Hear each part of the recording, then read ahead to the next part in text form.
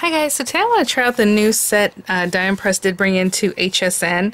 It's the nesting template die kit. It's for the tea light or treat box. So why it says nesting is, because you're thinking, okay, a box, how are you nesting that?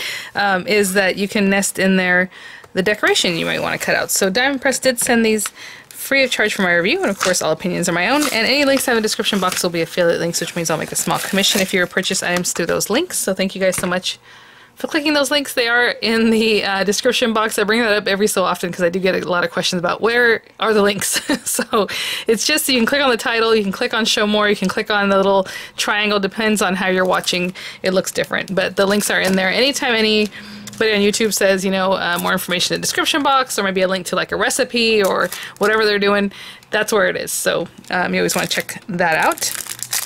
I actually watched a video the other day of a gal that makes, like, I think Bernadette Banner is her name. She makes really pretty, you know, like Victorian clothing and things. And she's like, does anybody ever look at the description box? Because we get that question a lot. So yeah, that's where it is. Alright, so let's see here. So cute. Okay, so I think this is going to be really fast. So what I love is that they did supply both of these things. You don't have to do anything funky to one to make it work with the other. However, you can basically cut them out in 2 passes, you know, depending on what you want to do with your little images too. Even at that, you're going to have basically your box cut out, and that's why it's 1 page. And yeah, so you're just going to, well, I'll talk about that in just a minute, why I say like in 2 passes you'll have it all cut out. If you want to do the different, you know, inlays in here, however you want to do it, you do need one of each of these. So I don't know if you can see one's a little bit different, the bottom here, than this one. So they are not exactly the same, so you don't want to cut out 2 of this and put together the box. That won't work. You need 1 of each of them. And then of course the decorations is whatever you want to do, and then you're just going to glue them together like you normally do any other item like this, and it just pops open, and it has little areas that you can tie it together however you want to do it. I do have little votives. I will try and get a good picture. I know that's very hard, especially right now that there's plenty of sunlight. Maybe I'll go into, I don't know where, try to get a picture for you guys of the little votive in there where it's dark.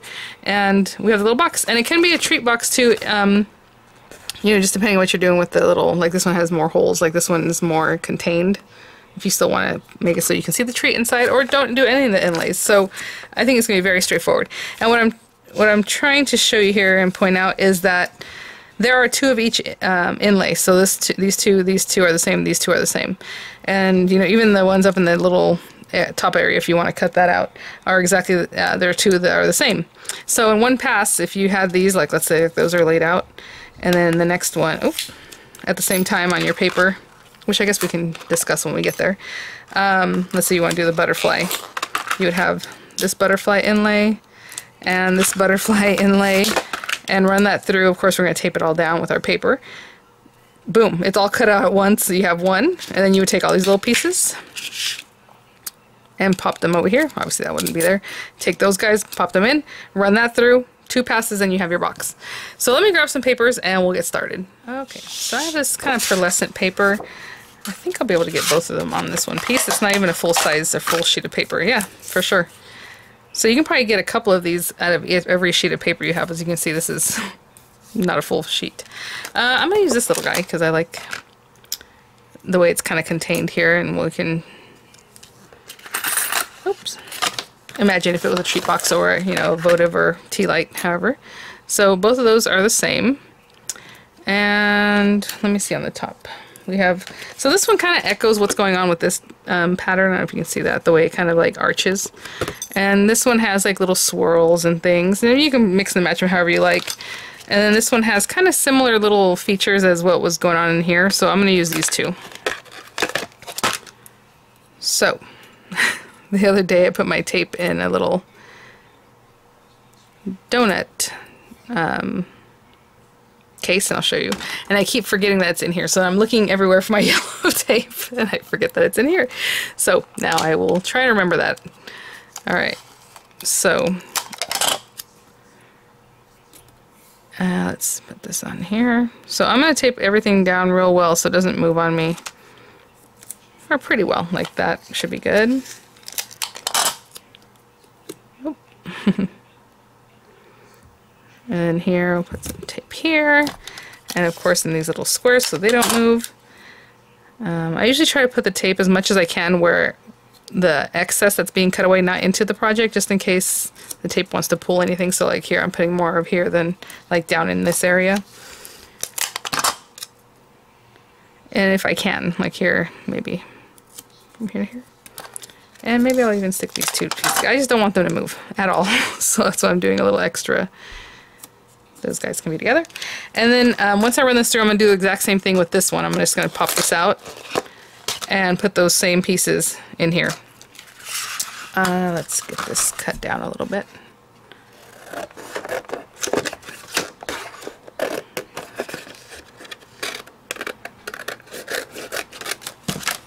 And it does come with a cutting folder, but you know I like to use whatever I've already been using, so here's one that I've been using. Pop that in there.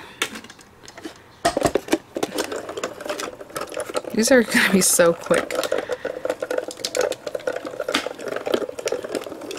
A little more friction once it got into this area because that's more of a solid piece there. Ooh, and look at all my tape. Okay, I'm going to pull it off from the back just so that tape. Now if I had a few to make, what I would do is leave the tape exactly where it is because I put so much that it pretty much stays together. Pop out all those little excess pieces and then pop it down on the next one you have to do, and the next one, and the next one. That way you don't have to reposition your tape or do anything, or do it again, should I say. Alright, so I will do the exact same thing with the other piece. So with this piece, I'm going to take all these pieces, pop them in here. And you don't have to do that. If you want some solid pieces, you know, maybe every other one should have the decoration or however you want to do it, and leave the top completely solid. You don't have to do an inlay, however you want to do it. But either way, I'm going to take these pieces, and maybe I can even pop them out together still, like this. I'm going to clean this out, and then I'm just going to pop it in here and cut this one out the same way we did the first. Okay. So we have our pieces here, so I'm just going to push these to the side for now.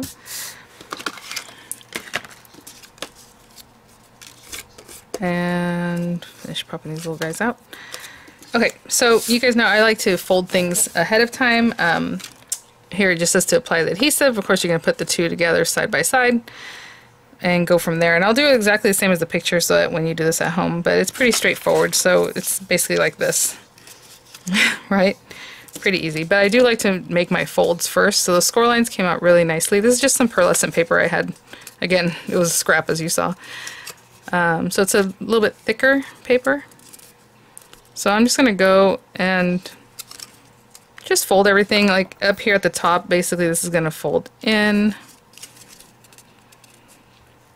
If you have any experience in box making, you would know that that's going to kind of go in. And then these guys are going to come out like this and join each other over here. Oh my gosh, so cute already. So I'm going to go around and fold all these things just to give them a little head start. And then these are going to fold in this flap here. If you want to bone fold it, that's up to you. You can definitely go and score like really, really well. But for now, look at that. Oh my gosh. Okay, I'll do the same thing with this one. Okay, so again, I am going to use the wet glue, so it's going to be a little minute because this is a little bit slick. So I'm going to have to hold on to it just to make sure it's really adhering. But if you want to use a liner tape, that's up to you. I always say this with box making, I always feel like you want to use a wet glue that really holds it. Okay. Because with the wet glue, unless you tear it, it's not going to pop open. And sometimes liner tapes still want to pop open, like just under the pressure, depending on what you're making. So I'm going to hold this for a little bit. And that's basically A and B. And then we're going to apply adhesive here on this one here and bring it around. Okay, but I'm going to let this set up real well. Okay, I'm ready for this other one. But in the picture it's like this, and then you're going to put glue here.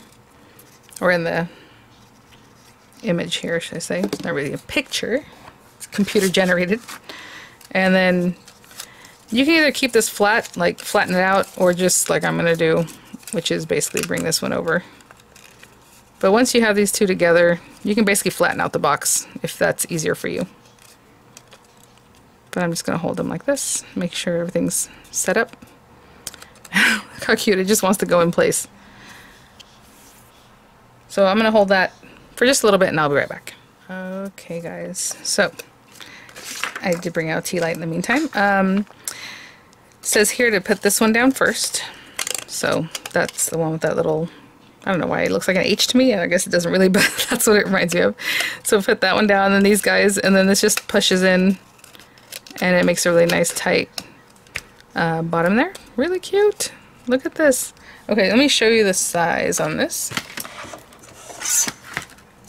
It is almost 2 inches. I was gonna say it's a good size for, you know, a little tea light kind of thing. So it's like 1/78 inch square. And then the height, it was the same, and then it has that little mound up there. Let me turn one of these little guys on. Pop it in here. You see, with Halloween coming up, that'd be cute if you lined your little walkway or something with these little guys. Oh my gosh. Okay, I'm gonna turn off these lights. I don't know if it's gonna make a difference, but let's see if we can at least take a peek. Nope, still too bright. Oh, hold on. One more light I'm gonna turn out. Oh, that is adorable. Hope you can kind of have a look at that. So cute. And what cute inlay dies, just for like anything. You can pop them into other projects. Okay, what I'm going to do is grab a little bit of candy or a little something to show you kind of what that would look like too. And I'll be right back. Okay, so I have a few of these candies. I was trying to look for a popular candy that I might have, but honestly everything I have is like Mexican candy. So this little lemon pucker maybe from Russell Stover might give you an idea of size. I don't know.